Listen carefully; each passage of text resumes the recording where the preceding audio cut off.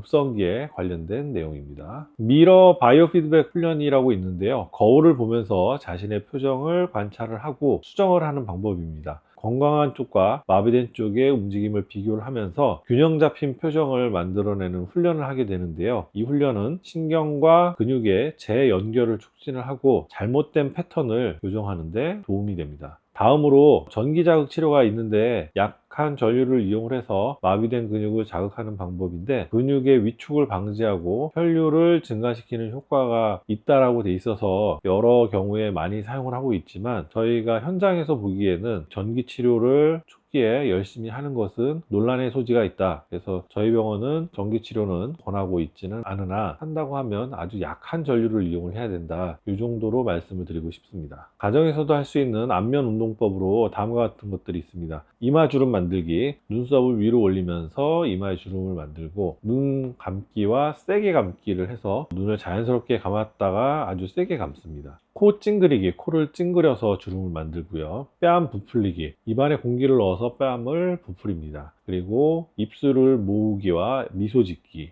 입술을 오므렸다가 활짝 웃습니다. 이러한 운동을 하루에 3, 4회, 각 동작을 10회에서 15회 정도 천천히 반복하는 것이 좋고, 과도한 운동은 오히려 연합 운동을 악화시킬 수 있으니까 적절한 강도로 진행을 하는 것이 중요합니다. 물리치료와 운동요법은 회복기 초기부터 시작을 해서 적어도 3에서 6개월간 꾸준히 진행을 하는 것이 좋고, 그러나 불완전한 회복으로 비대칭이 남는 경우에는 세 번째 말씀드릴 필수 치료인 미용 치료를 고려할 수 있습니다. 안면마비 환자의 세 번째 필수 치료는 비대칭을 교정하기 위한 치료입니다. 이것은 약물 치료와 물리 치료로도 개선되지 않는 비대칭이 있을 때 고려를 하게 되는데요. 보통 발병 후 6에서 12개월이 지나 안면마비의 회복이 더 이상 진행되지 않는 안정기에 접어들었을 때 시작을 하는 것이 좋습니다. 첫 번째로 가장 많이 사용되는 치료가 보톡스인데요. 보톡스는 두 가지 목적으로 사용을 합니다. 하나는 건강한 쪽에 과학 활성된 근육을 약화시켜서 얼굴의 비대칭을 교정을 하는, 균형을 맞춰주는 것이고, 다른 한 가지 목적은 마비 쪽에 발생한 연합운동이나 경련 등을 조절을 하는데 치료 목적이 있습니다. 예를 들어서 건강한 쪽에 입꼬리가 지나치게 많이 올라가는 경우에는